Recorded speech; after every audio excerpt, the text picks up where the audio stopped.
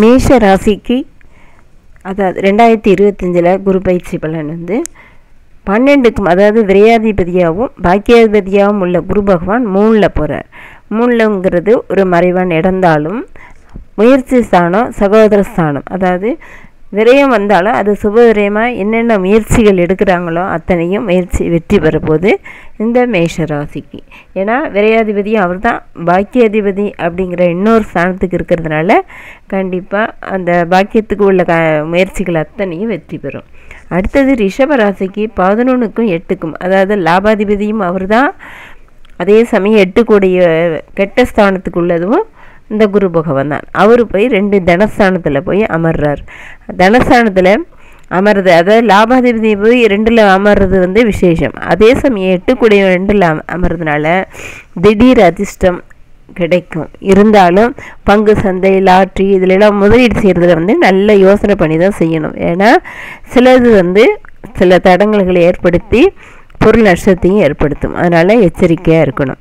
அடுத்தது மிதுன ராசிக்கு 10க்கும் 7க்கும் 10க்கும் உடைய குரு பகவான் ஜென்மத்தில் வரார்.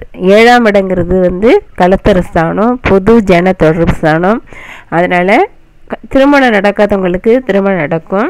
10 குடைவன் வந்து குரு பகவான் வர தொழில் ஸ்தானாதிபதி வந்து ஜென்மத்திலே வரதுனால இது வரைக்கும் வேலை இல்லாமல் இருந்தவங்களுக்கு வேலை கிடைக்கும்.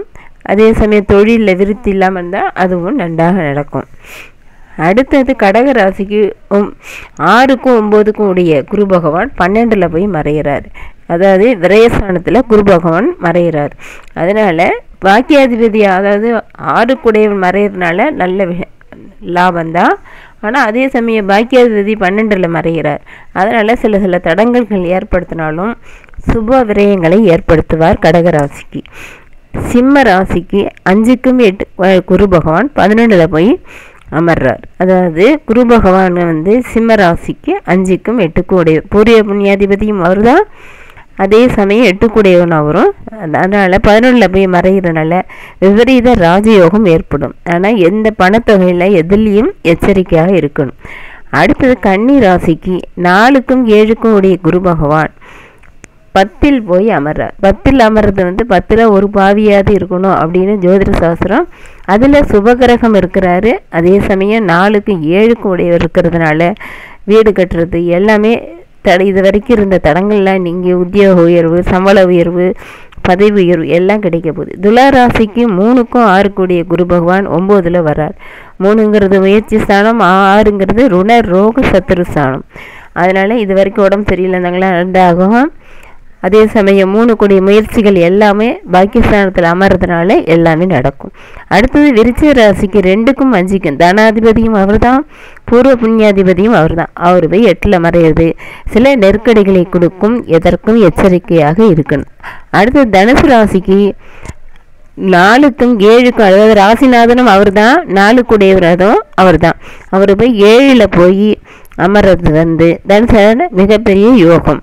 7ல் குரு இருந்தால் எழில் மிகு வாழ்க்கை அப்படின்னு ஜோதிட சாஸ்திரம் சொல்லுது. அடுத்தது மகர ராசிக்கு விரையாதிபதியும் முயற்சி சாணாதிபதியுமான குரு பகவான் 6ல் மறைகிறார். அதனால் சில திருமண தடைகளை ஏற்படுத்தும். மற்றபடி முயற்சிகள் எல்லாமே நல்லாவே நடக்கும். கும்பராசிக்கு 2க்கும் 11க்கும் லாபாதிபதியும் அவர் தான், தனஸ்தானாதிபதியும் அவர் தான். அவர் போய் பூர்வ புண்ணியத்தில் இருந்து மிகப்பெரிய யோகம், முதல் தரமான யோகத்தை அடையப்படுறது வந்து கும்பராசி.